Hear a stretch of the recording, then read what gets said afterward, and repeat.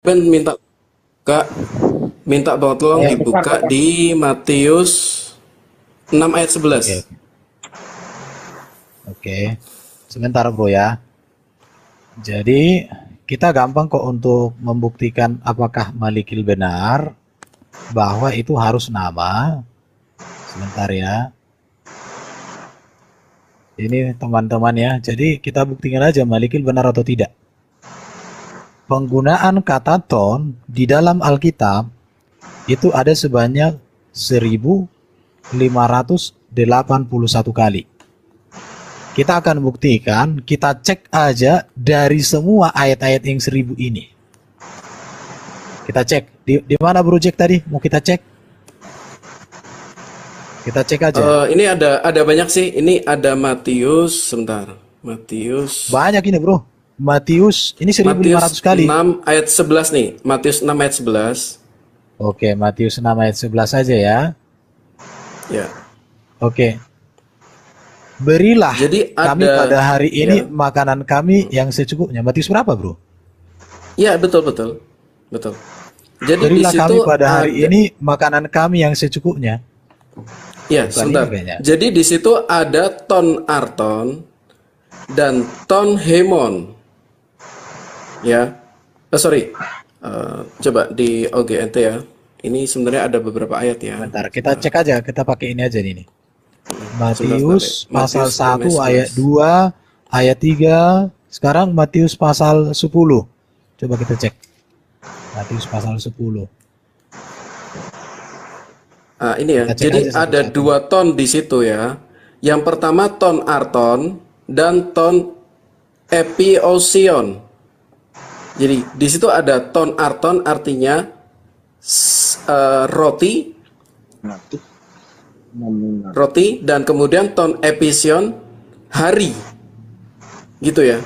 Jadi memang ton itu merujuk sesuatu yang sang gitu loh. Jadi tidak serta merta ini jelas hal yang berbeda gitu loh Bang Malik. Jadi di situ kan yang pertama ton arton, hemon, ton epiosion. Jadi ada 2 ton. Yang pertama ton arton yaitu roti. Kemudian ton epiosion yang berarti hari. Itu menggunakan bentuk akusatif semua. Dan karena ada ton di situ, itu ada pembedaan. Ya itu Bang. Kemudian ini masih ada lagi ya. Jadi ada 2 ton yang berbeda. Sebentar. Sayang bro. Nggak apple to apple itu bro, cari yang apple Loh, to apple.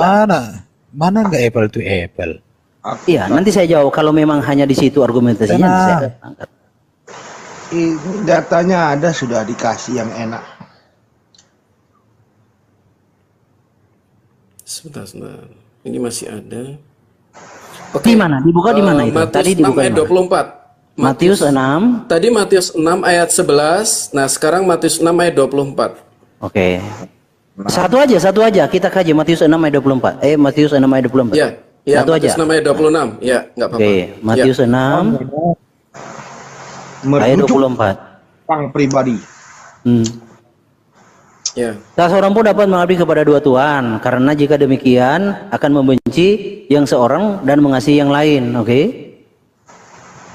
Oke, nah, yang seorang di situ menggunakan ton hena. 6 ayat. Ton hena di situ akusatif juga ya, Bang ya. Kai ton heteron. Yang seorang dengan yang lain. Jadi ton heteron itu juga akusatif. Nah, jelas itu 2 pribadi yang berbeda, ton hena dan ton heteron, menggunakan kei juga, conjunction juga. Jadi jelas itu berbeda, Bang. Oke, Jadi sudah. tidak kesimpulannya project tidak harus proper name kan? Enggak. Oh iya, tidak harus proper name. Karena itu kan menggunakan ton, jelas itu udah beda hal gitu loh. Hetero. Saya bacakan bahasa Indonesia ya. Ya, dan lainnya aja bang. Ya silakan. Ya, saya ulang ya. Tak seorang pun dapat mengabdi kepada Tuhan, 2 tuan. Karena jika demikian, ia akan membenci yang seorang, ya kan? Membenci yang seorang dan apa? Mengasihi yang lain. Nah, di situ dua, yang seorang itu ton hena, sementara yang lain itu ton heteron. Jadi konteksnya ini persis dengan 1 Yohanes berapa tadi, Bang? Yang dibahas tadi. 1 Yohanes 2 ayat 7, konstruknya juga menggunakan K, juga sama, ada conjunctionnya, dan itu merujuk kepada hal yang berbeda. Itu yang pertama. Ya. Coba Nah, di mana tadi, kemudian, Bro? Yang terakhir ini. Bentar, di mana itu biar saya tunjukkan Yunaninya. Matius 6 ayat 24. Aduh, aku pakai itu Bang. ya. Apa Matius aku 6 pakai ayat akun asli ya?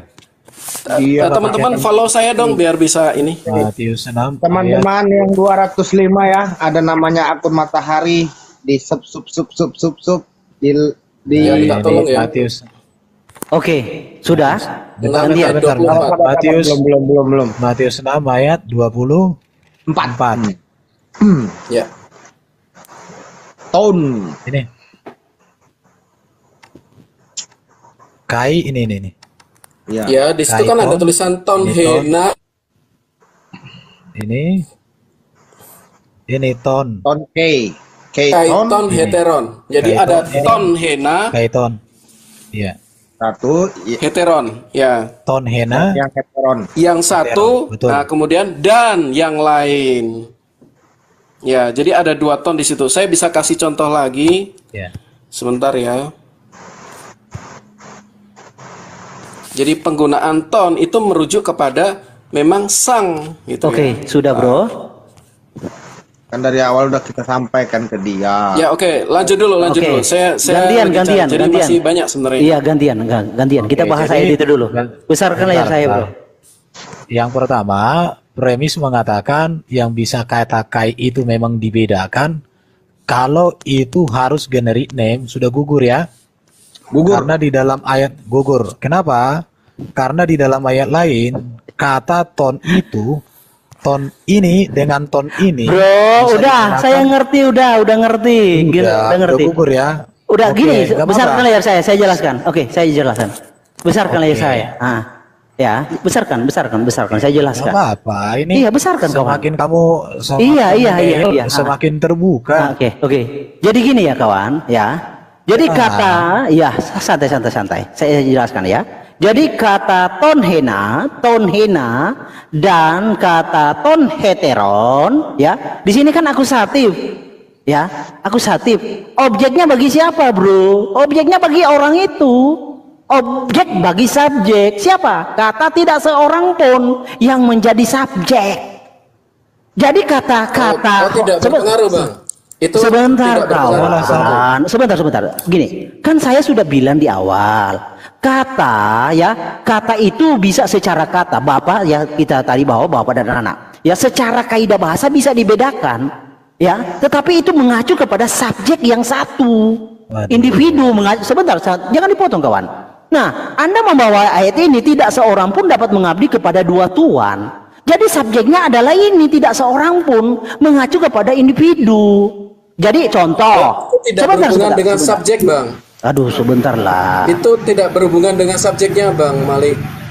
Jadi yang ada Akusatif, permasalahan- sebentar bro, jangan dipotong bro. Akusatif itu objek langsung dari subjek.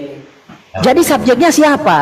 Dari ton heteron ini dan ton hena ini siapa? Subjeknya. Kan tidak seorang pun itu yang menjadi subjek. Nih. Audience, ya, itu menjadi subjeknya. Jadi jangan salah. Jadi secara kata, ya, mengabdi kepada 2 tuan itu bisa dibedakan, tetapi merujuk kepada satu individu. Bapak dan anak itu secara kaidah bahasa bisa dibedakan, tetapi merujuk kepada satu individu. Siapa? Subjek itu. Itu masa nggak ngerti, bro? Iya. Akusatif kan? Jadi ton itu berbicara akusatif. Akusatif dari objek langsung dari subjek. Jadi subjeknya siapa? Tidak seorang pun. Jadi contoh, Erben itu tidak bisa mengabdi kepada 2 Tuhan. Ya, 2 Tuhan itu sebagai The way tolong dimatikan, the way tolong Ya. dimatikan. Thank you. Dua Tuhan itu sebagai objek dari Erben sebagai subjek. Jadi subjeknya tetap satu. Erben adalah Bapa maupun anak. Erben tidak bisa mengabdi kepada dua Tuhan. Ya begitu, itu suatu SPOK standar sudah. Jadi akusatif itu adalah objek langsung dari subjek. Jadi Bapa dan anak adalah objek langsung dari Yesus yang sebagai subjek. Jadi menyembah kepada Tuhan atau Erben sebagai Bapa maupun anak adalah akusatif, objek langsung dari Erben, karena Erben juga adalah Bapa maupun anak. Standar bahasanya kawan. Oke? Lanjut. Cari yang lebih menggigit lah. Oke, itu yang pertama Bang Malik ya, itu tidak ada hubungannya. Jadi kenapa tidak ada hubungannya? Karena yang dipermasalahkan dari tadi adalah kedua ton patera dan ton huion. Itu apakah ton patera dan ton huion kan ada kata kei di situ, abang memaksakan bahwa itu adalah satu. Sebenarnya gampang sih kalau kita merujuk pada itu 2 Yohanes atau berapa ya tadi ya. Jadi dari ayat pertama. Nah, dari ayat pertama pun sudah terjadi pembedaan. Ton patera dan apa namanya kurie sang anak ya di ayat pertama. Ini kan kita bahas ke ayat berapa ini kan. Sebenarnya kalau kita baca dari ayat pertama yang merujuk kepada konteks itu jelas sudah ada pembedaan antara bapa dan anak. Itu ya. Nah, kemudian ditegaskan dengan ayat 23 atau 24 tadi yang merujuk kepada ton patera dan ton huion. Nah, apa yang saya sampaikan tadi mengenai ton hemera atau ton apa tadi ya, nah itu jelas menunjukkan memang ton di situ ada perbedaan. Yang satunya mengabdi kepada Tuhan yang satu, sementara mengabdi kepada Tuhan yang lain. Itu nggak bisa disangkal. Kita tidak bisa berargumen dalam argumen yang yang mengaburkan gitu loh. Ini udah clear bagi saya. Oke, gini bro ya, gini. Silakan. Memang itu secara kaidah bahasa itu bisa dibedakan. Kan saya sudah jelaskan. Erben disebut Bapa maupun anak. Iya, Erben bisa dibedakan. Sebentar bro, sebentar. Tetapi itu, aduh santailah. Tuhan, ampunilah mereka. Loh, kok ampunilah dari tadi kamu nggak ngerti kok bro. Santailah. Jangan dipotong lah kawan. Bukan, bro udah dijelaskan. Nah makanya saya itu paling malas, bro. Ini Bro Cita ya. Bro Cita coba buka live kita berdua bahas ini bro. Erben nggak bisa teratur. Kalau nggak bisa jawab begini dia nggak teratur. Bukan. Santai Erben, saya jelaskan. Erben bisa disebut Bapa maupun anak. Bisa dijelaskan Bapa dari. Enggak kayak gitu. Jadi secara kaidah bahasa bisa dibedakan, tetapi merujuk kepada satu subjek. Aduh. Kamu itu hanya modal suara aja kamu, bro. Lihat ini ya. Kok modal suara? Gantian dong bicaranya. Itu tadi penjelasan teman-teman udah bagus sekali. Jadi, gantian dulu. Ini waktu saya kok. Bentar dulu ya. Bentar dulu. Iya. Tenang. Argumentari mengarah kepada Dwi Theos. Iya. Mana ada Dwi Theos? Iya kan kalian dari tadi ngotot tuh. Lihatin ya. Kalau akusatif di situ dipaksakan nominatif, itu di Theos kalau di situ. Dengar dulu ya. Ton di sini dengan patera, kai, ton, huion. Di sini ada 2 kata ton. Kalau ini satu, maka tidak perlu pakai kata kai dan tidak perlu lagi pakai kata ton di sini. Bapak anak selesai. Atau bapak itu anak, harusnya gitu. Tapi di sini udah jelas bro di sini. Baru tadi Project Cita mengembangkan sedikit. Kalau kamu mengatakan bahwa bapak itu adalah anak itu Yesus itu, kamu hancur di ayat pertama. Sementara 1 Yohanes pasal 2 ayat 22 itu tidak terpisah dengan Yohanes pasal 1, ya pasal 2, 1 Yohanes 2. Perhatikan di sini. Anak-anakku, hal ini kutuliskan kepada kamu, supaya kamu jangan berbuat dosa. Namun jika seorang berbuat dosa, kita mempunyai seorang pengantara kepada Bapa. Ya, kepada Bapa. Yaitu betul. Yesus Kristus. Jadi udah ada pembedaan di ayat pertama. Jadi Sederhana banget sudah sebenarnya. dijelaskan Bro Jack Cita. Menurut saya kamu hanya mengeraskan hati, Bro. Oke, sudah Kalau ganti. kau bentar-bentar. Jadi Aduh. gini, kamu hendak membuat Yohanes ini jadi orang gila. Kamu Enggak, membuat bro. gereja jadi orang gila. Udah, Jadi jangan kamu jangan ke antikristus. situ. Coba lihat, coba. Berargumentasi lah, bro. Dengar. Aduh. Jika seorang berbuat dosa, kita mempunyai seorang pengantara kepada Bapa, yaitu Yesus Kristus yang adil. Tidak dikatakan kita langsung kepada Bapa, yaitu Yesus Kristus. Tapi di Udah. sini kita mempunyai seorang pengantara. Dan Udah. hal ini dipertegas di dalam ayat 22. Ayat 22 apa? Bahwa Bapa dengan Yesus pun dibedakan. Perhatikan dulu sini ya. Di sini ya. Bukankah dia yang menyangkal bahwa Yesus adalah Kristus? Yesus adalah yang diurapi? Ini pun sebenarnya sudah ditabrak. Kalau Yesus itu diurapi, siapa yang mengurapi? Oke, sudah. Nanti jangan Loh, bersayap ini. dulu. Jangan Bentar, bersayap bentar. dulu. Baru. Iya, gantian Dia lah, adalah bro. antikristus, yaitu Gantian. dia yang menyangkal Aduh, baik udahlah. Bapa, perhatikan ya, maupun anak. Kalau dilihat secara gramatikal, harusnya di sini ini ton itu bisa diartikan Bapa ini atau Bapa itu. Kita lihat ya secara gramat. Kalau mau diartikan secara hurufiah, lihat ini. Karena kata ton itu ini ya, ini itu nya iya. Yang lain siapa saja, apa saja. Ini artinya ini, itu, nya, iya. Kalau secara huruf. Jadi kalau mau diterjemahkan secara Yunani, harusnya begini.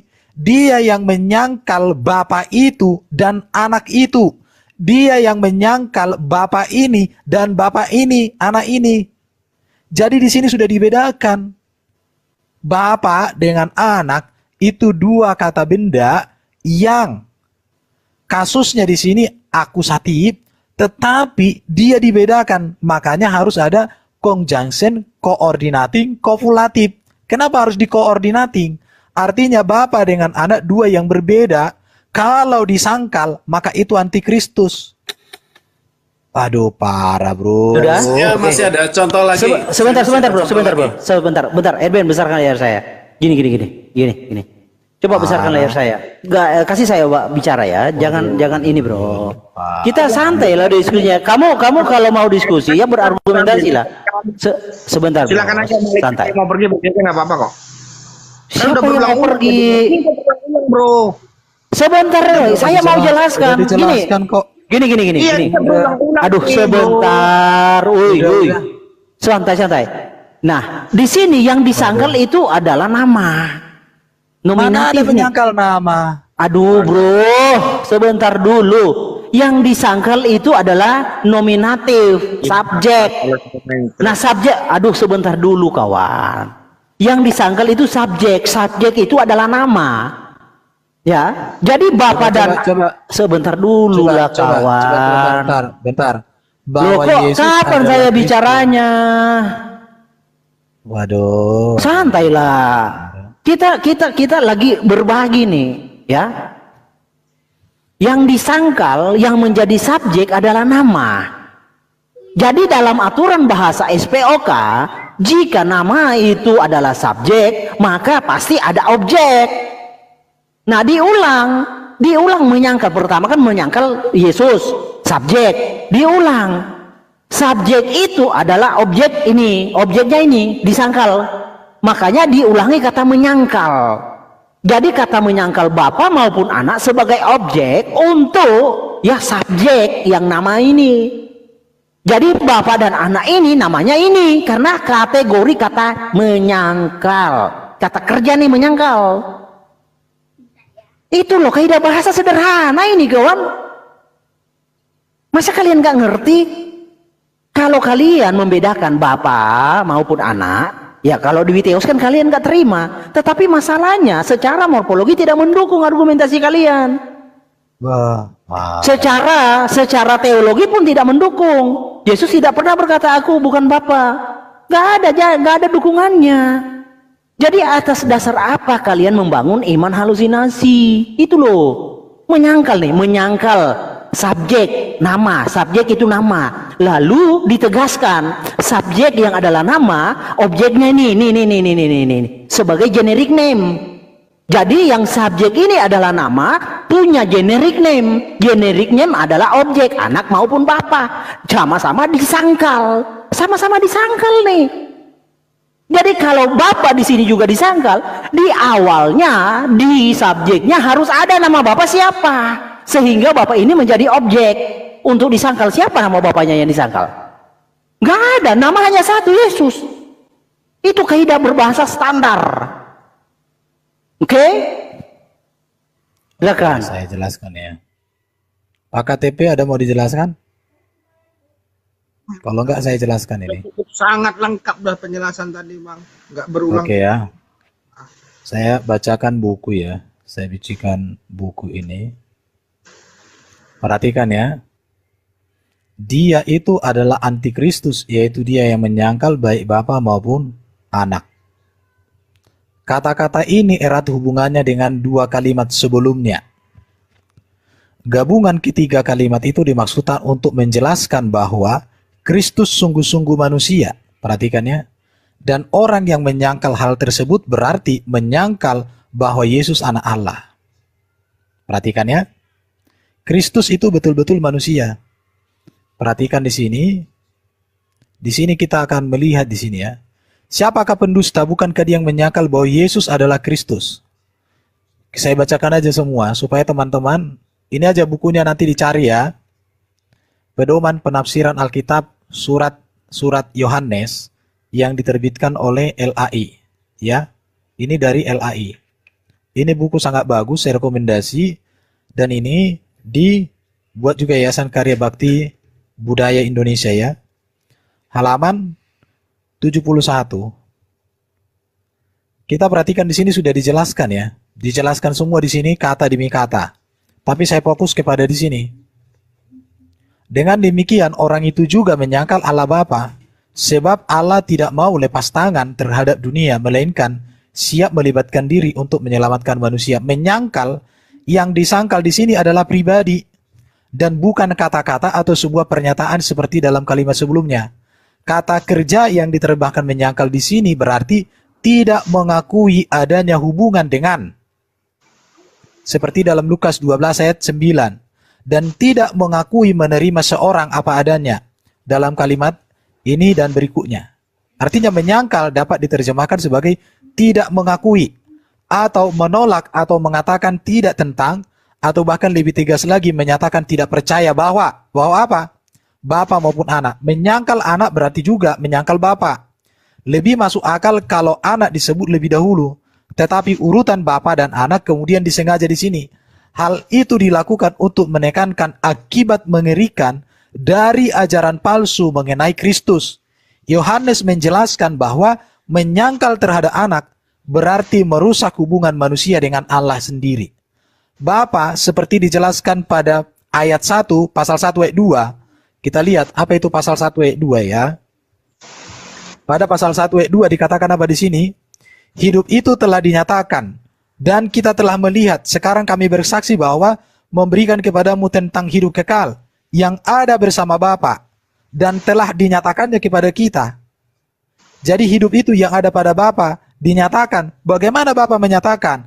Ini terjawab nanti di Yohanes 1 ayat 18. Oke, saya lanjut ya. Kata Bapa itu menunjuk kepada Allah. Itu menunjuk kepada Allah. Bapa di surga, Bapa Yesus dan Bapa manusia.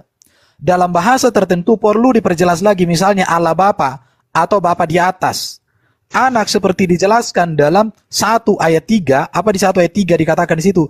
Apa yang telah kami lihat, yang telah kami dengar, kami katakan juga mempunyai persekutuan dengan persekutuan kami adalah persekutuan. Perhatikan di sini ayat 3. Jadi ayat ini tidak bisa lepas dari pasal 1 ayat 3. Kita cek apa di pasal 1 ayat 3. Ini mengerikan ini, Malikil ini apa? Menyesatkan. Perhatikan di sini. Persekutuan kami adalah persekutuan dengan Bapa dan dengan anaknya, Yesus Kristus. Perhatikan di sini. Dengan Bapa dan dengan anaknya. Dibedakan. Jadi Yohanes 1 ayat 22 tidak berdiri sendiri. Di situ ya. Anak dalam bahasa Yunani disebutkan anak lelaki. Kenapa? Karena dia laki-laki. Dalam hubungannya dengan Bapa, pemakaian kata anaknya berarti anak laki-lakinya dalam arti kata anak lelaki Allah terdapat dalam contoh ayat pasal 1 ayat 7. Kita cek ya. Pasal 1 ayat 7 dikatakan apa di situ? Pasal 1 ayat 7. Jika kita hidup dalam terang sama seperti Dia yang ada di dalam terang, kita mempunyai persekutuan seorang dengan yang lain. Oleh darah Yesus anaknya itu menyucikan kita dari segala dosa. Darah Yesus anaknya itu. Yesus itu anaknya. Yesus itu anaknya. Punya darah. Bapa di surga nggak punya darah karena dia roh. Kecuali kalau Malikil katakan Bapa di surga punya darah. Darahnya seperti apa? Makanya saya nggak ngerti juga ini kawan-kawan ini. Perhatikan. Baru terdapat dalam pasal 3:23. Kita cek apa pasal 3:23. Saya bacakan aja. Pasal 3:23 apa di sini? Inilah perintahnya supaya kita percaya kepada nama Yesus Kristus, anaknya, dan saling mengasihi dengan perintah yang diberikannya kepada kita. Di sini dikatakan Yesus Kristus, anaknya, bukan bapaknya, bukan. Perhatikan, makan itu semua kata-kata. Baru dengan pasal 4 ayat 9. Perhatikan, apa pasal 4 ayat 9? Kita lihat ini, saya jelaskan ya. Dalam hal inilah kasih Allah dinyatakan di tengah-tengah kita, yaitu bahwa Allah telah mengutus Bapaknya yang tunggal. Salah baca pula. Bahwa Allah telah mengutus anaknya yang tunggal ke dalam dunia supaya kita hidup olehnya. Salah baca ke aku? Apa teolog? Salah baca nih. Yaitu bahwa Allah telah mengutus Bapaknya. Salah. Mengutus anaknya yang tunggal ke dalam dunia. Oke, saya selesaikan. Supaya kalian mengerti teman-teman. Dengar dulu, dengar. Tenang. Kita lihat di dalam pasal 4 ayat 9 ayat 10. Kita lihat ayat 10 ya. Baru di sini pasal 10 dan 14. Saya baca lagi. 1 Yohanes 4 ayat. Ini beberapa kali nih ayat 10. Kita baca ayat 10. Apa lagi dikatakan di sini? Siapa yang percaya kepada anak Allah, bukan siapa percaya kepada Bapa Allah. Tidak. Ia mempunyai kesaksian dalam dirinya. Siapa yang tidak percaya kepada Allah, ia membuat dia, anaknya itu pendusta. Karena ia tidak percaya kepada kesaksian yang diberikan Allah tentang anaknya. Perhatikan.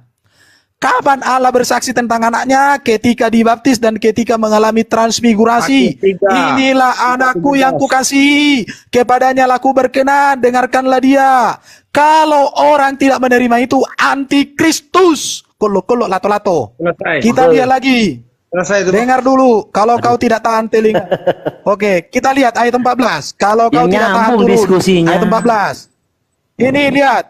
Inilah keberanian kita untuk datang kepadanya, yaitu bahwa ia mengabulkan doa kita. Kalau kita meminta sesuatu kepadanya menurut kehendaknya. Perhatikan ya, di sini. Nya itu anaknya, kehendak anaknya. Nyambunglah diskusinya, kawan. Lo dengar dulu. Pasal 5 ayat 9 sampai 12. Salah baca tadi aku. Ayat 14 pasal ini, Pak, 14 salah baca. Kami telah melihat dan bersaksi bahwa Bapa, perhatikan di sini apa ini? Telah mengutus Bapaknya menjadi juru selamat. Salah baca lagi. Bapa telah melihat dan bersaksi bahwa kami telah melihat dan bersaksi. Siapa kami di sini? Yohanes dan para rasul telah melihat dan bersaksi bahwa Bapa telah mengutus anaknya menjadi juru selamat dunia. Malikil katakan Bapa mengutus Bapa. Artinya dia mau mengkhianati Yohanes. Pergilah kau antikristus dalam nama Yesus. Udah turun, gak ada gunamu di sini. Penyesat, kolok-kolok, lato-lato. Sabar, Pak. Shalom. Lihat ini ayat 10 ayat 14 ini ya, saya baca 14. Dari saya. Host, sedikit dari saya, host. Bentar, saya selesaikan dulu. Aduh. Ya, tadi Malikil sebenarnya sudah mengatakan bahwa Bapak dan anak berbeda. Ya, Bapak dan anak berbeda. Malikil tadi sudah mengatakan mengatakan bu, pada hakikatnya sama. Ya, benar. Bapak dan anak adalah berbeda. Tadi dia sudah mengatakan itu, dan hakikatnya adalah sama. Ya, Allah itu Bapak dan anak itu sudah berbeda, tapi hakikatnya sama. Dan Yesus sendiri berkata di Yohanes 10 ayat 30, aku, ya Yesus berkata, aku Yesus dan Bapa adalah satu. Bukan sama ya. Kalau Bapa dan Yesus sama, harusnya dibilang sama, bukan satu. Ya. Jadi sudah jelas ya. Malikil sendiri sudah mengakui sebenarnya bahwa itu berbeda antara bapak dan anak. Itu aja dari saya, host. Oke, saya selesaikan ya. Ini Neneng ini parah ini. Ya, sama seperti kata bapak dan kata anak dipakai sebagai nama di sini, nama diri di sini. Kenapa? Supaya jelas bisa dipakai kata penunjuk nama semacam kata sang. Ton tadi ya, menjadi sang bapa dan sang anak. Jadi kata ton itu bisa diartikan jadi sang bapa dan sang anak. Dalam beberapa bahasa sasaran lebih baik atau bahkan harus ditambah kata ganti kepunyaannya. Contoh, bapaknya atau anaknya atau bapakku atau anakku, bapamu atau anakmu. Kira-kira begitu ya. Untuk itu misalnya anaknya atau anak bapak. Sesuai dengan penjelasan di atas, di samping TB dan bahasa Indonesia masa kini, ayat ini dapat diterjemahkan sebagai berikut. Contoh, siapakah pendusta itu? Dia adalah orang yang mengumumkan bahwa Yesus bukan Raja Penyelamat. Orang semacam itu adalah musuh Kristus yang menyatakan tidak percaya kepada sang anak atau sang bapak. Perhatikan di situ ya. Atau sesungguhnya pendusta yang paling jahat adalah setiap orang yang berkata bahwa Yesus bukan Kristus, bukan Mesias yang diutus Allah ke dunia. Orang semacam itu adalah orang yang melawan Kristus, yaitu mengatakan tidak ingin mempunyai hubungan dengan Allah atau dengan Bapaknya, dengan Allah Bapa. Bapak anak ini. Waduh, parah onenes ini. Ampunilah Tuhan, kalau enggak, udahlah. Kalian itu baca gimana sih? Aku kasihan, saya turunkan terlalu bodoh. Udah dijelasin. Parah. Jadi teman-teman, Oke, siapa mau ngomong silakanlah. Gini sebentar. Gini Bang Edben. Memang di dalam Titus 3 ayat 10, seorang bidat itu harus ditinggalkan ya. Tidak usah dilayani. Kalau sudah 2-3 kali kita peringati, kalau tidak mau ya sudah kita turunkan. Kita tidak butuh dia kok.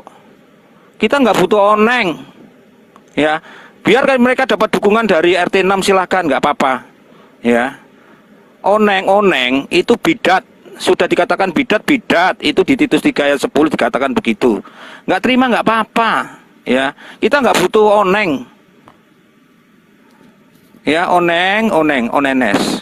Nah, itu aja. Tapi Lerben ya, penjelasan dari Bro Cita tadi sebenarnya udah baik lah, karena kan di 1 Yohanes 1 itu kenapa tidak ada kata kai di situ, ada conjunctionnya? Karena di situ sudah dijelaskan bahwa ayat itu secara kalimat, secara utuh ya, secara itu ada subjek perantara di situ, kata perantara, makanya tidak digunakan kata kai tadi, conjunction tadi. Nah, di ayat 22 kalau kita lihat narasi liar Malikil tadi ya, ada perbedaan yang akan disematkan oleh Yohanes kepada 2 subjek.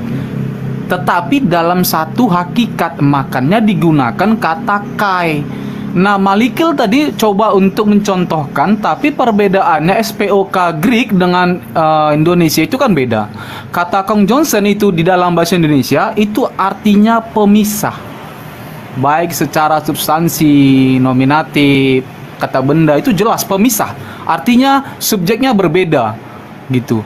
Itu tadi yang tidak teman-teman tanggapi ya. Katanya tadi contoh Erben itu adalah bapak dan anak, bapak bagi anak-anak dan bagi anak-anaknya, dan anak bagi orang tuanya. Itu kan sudah berbeda sebenarnya secara SPOK ya. Makanya tadi saya pengen naik gitu loh. Narasi beliau tadi begitu yang saya tanggap tadi Bro Cita. Makanya waktu Bro tadi bawa Yohanes 1 yang ayat Yohanes 2 1 ayat 2 tadi itu benar loh. Nggak ada kata kai. Kenapa nggak ada kata pemisah di situ? Memang gini ya, pertama kita tidak bisa memotong ayat itu. Jadi ayat itu, teks tanpa konteks adalah preteks. Nah, itu kita harus pahami. Jadi cara melihat konteks itu baca satu pasal. Nah, ternyata dari ayat awal pun udah kelihatan kita terjebak kepada satu ayat dan kita melupakan konteks dari ayat. Jelas sudah ada pembedaan dari ayat pertama. Sebenarnya nanti akan dibahas ayat pertama juga. It's okay, kita juga dalam nama Yesus siap.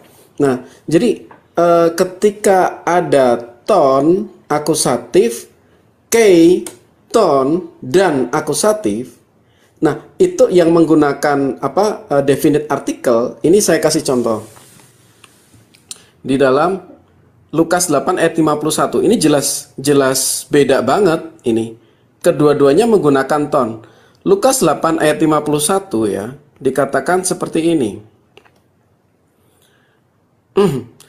Ton patera tes paidos kei ten metera. Nah, ton itu kalau untuk Le Erben boleh bukakan itu Lukas 8 ayat 51, Le. Lukas 8 ayat 51. Ini contoh penggunaan ton apa namanya? Ya. Lukas 8 ayat 51. Ya. Jadi ada penggunaan ton, kemudian conjunction dan ton lagi. Artinya udah gugur lah bro penjelasan dia, katanya itu harus proper name baru bisa. 51 datang. Enggak. Lalu ke dalam Iya, rumah. Tidak ia memperbolehkan untuk masuk, dan siapa dengan dia kecuali Petrus dan Yohanes. Ini. Dan Yakobus dan ayah itu anak perempuan dan Yohanes, Yakobus dan ayah dari anak dan ibu. Nah, konstruk ayah itu kan ton patera. Ayah dari anak itu ya, ton patera. Kei dan ten metera. Ten itu sama dengan ton, tetapi bedanya untuk feminim. Jadi ada ton patera, kei, ton metera. Itu sama-sama akusatif, kei akusatif. Dan itu beda, ton patera, kei, ton metera. Itu dua orang yang berbeda. Aku nggak yakin teman-teman paham ya. Teman-teman paham nggak ya maksudnya? Memang. Ya, jadi sama-sama menggunakan ton, satunya ton patera, ini kei, ton, ten metera. Kenapa berubah menjadi ten? Jadi kalau dalam bahasa Yunani itu terjadi deklinasi atau perubahan bentuk, which is itu kalau dia kata-kata feminim dari ton itu maskulin ya, ton berubah menjadi ten, tapi sama-sama kalau dalam bentuk nominatifnya itu sama dengan sang ibu gitu ya. Nah, tapi kalau dalam bentuk feminim jadi ten metera. Sebenarnya banyak sekali ayat-ayat yang berhubungan itu, yang konstruknya sama dengan. Tapi aku tertariknya gini lah, bro. Bro, aku tertariknya gini. Kenapa kata patera itu harus ada disematkan ton? Kan gitu. Nah, itu karena kenapa itu kan ketika ada merujuk anak kepada definite article. Kenapa anak Jadi itu kan definite terkadang article. disematkan kata patera, terkadang tidak? Di Yohanes tadi ayat 1 Yohanes 2:1 tidak ada kata ton di situ. Nggak ada, tapi kan langsung kepada perantara. Tapi di 2:22 ada kata ton kepada pemisah antara patera dan anak. Nah, kenapa disematkan karena- kepada ton selalu kepada patera?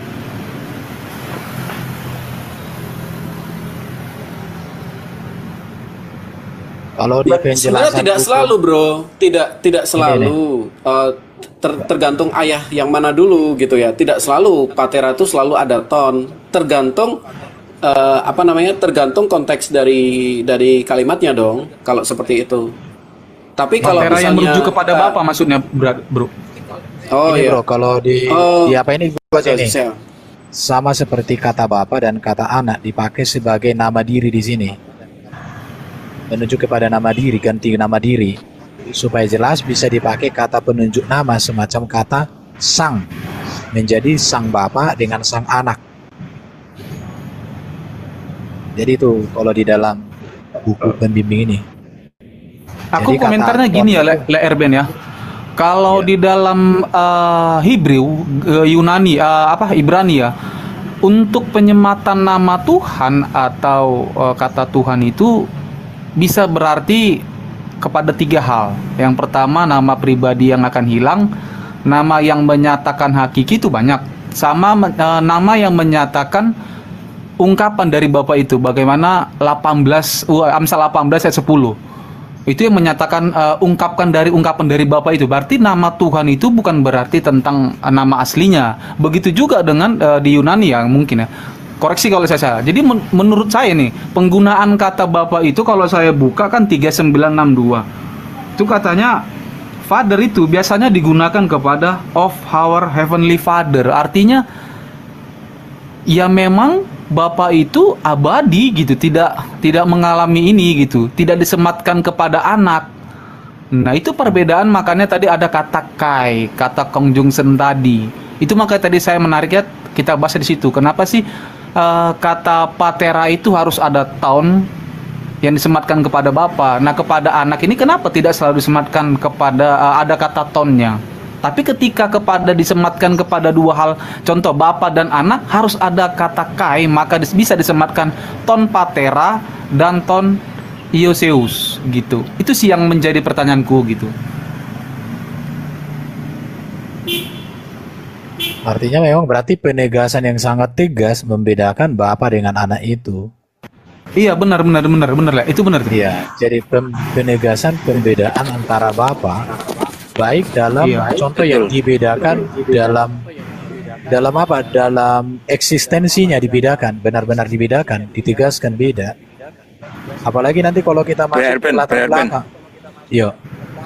Sebentar. Apalagi kan konteksnya. Yesus sendiri juga mengatakan, ya silakan yang. Ya, sebentar. Apalagi kan konteksnya ini kan surat Yohanes untuk menghadapi ajaran-ajaran yang apa namanya monofisit ya, yang mengatakan Iya, bahwa iya. Yesus adalah Bapa itu sendiri. Ya monofisit. Itu latar belakangnya, latar belakang. Betul, monofisit. Jadi ajaran monofisit yang mengatakan Yesus adalah Bapa itu sendiri, itu latar belakangnya surat Yohanes. Maka Yesus mengatakan itu ajaran antikristus. Ya. Jadi Yohanes tegas. Itu latar belakangnya. Oke, silakan, Bro. Ya. Silakan. Kemudian begini, di Yohanes 10 ayat 30 ya ori teksnya ya. Yesus sendiri berkata ya, ego kai ho pater hen esmen ya. Dikatakan di sini ego, aku, kai dan ho pater, father, Bapa. Hen esmen adalah satu, hen one Kami. satu, bukan sama. Iya, itu Yesus sendiri Makanya mengatakan loh. Yesus sendiri kalau Oneng mengatakan Yesus dan Bapa Sama. adalah menentang Yesus. Yesus sendiri mengatakan ego kai hen pater hen esmen. Itu mengatakan aku dan Bapa adalah satu, bukan sama. Masa kata membedakan satu dengan sama nggak bisa. Oneng. Udah Baru gitu aja lah. Kalau Silakan yang lain. ini kata kami di sini, Bro, itu bentuk kata kerja lagi nih. Bisa digali lagi nih.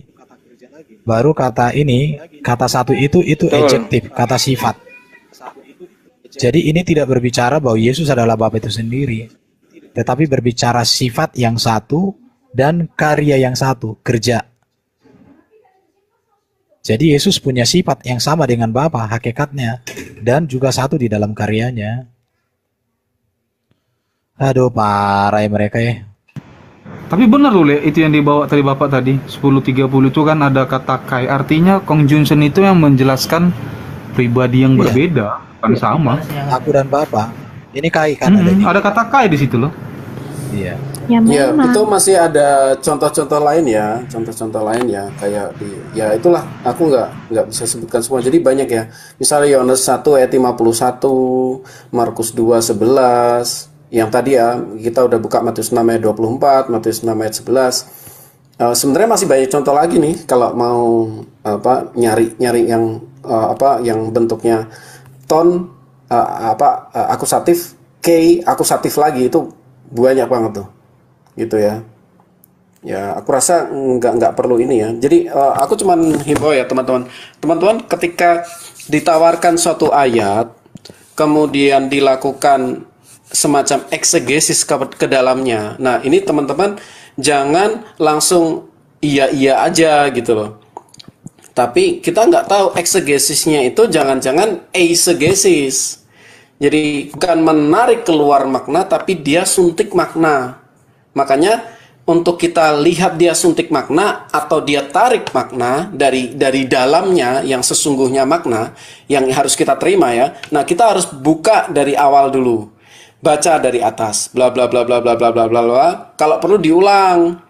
Kalau perlu banyak kali diulang. Oh, sampai ketemu. Nah, seperti itu. Nah, kemudian kalau masalah apa namanya? Masalah bagaimana grammar Yunaninya ya nanti ngobrol aja, nanti kita bisa bahas bareng gitu.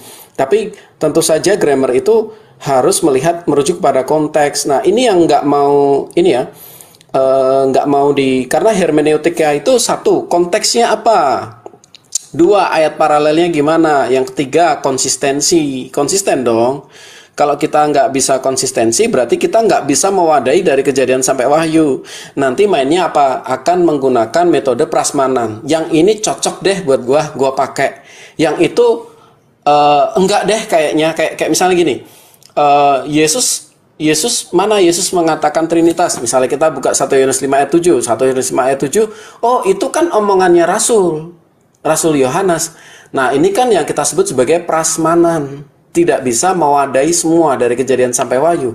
Karena roh yang sama itu yang mengilhamkan Kejadian sampai Wahyu.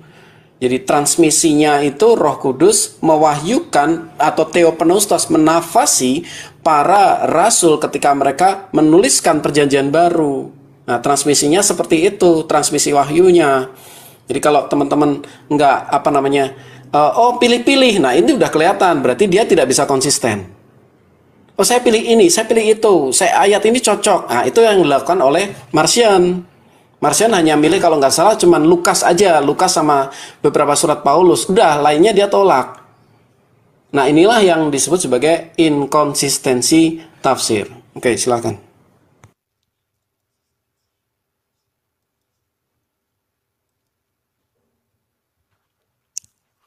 Oke, silakan yang mau bicara teman-teman.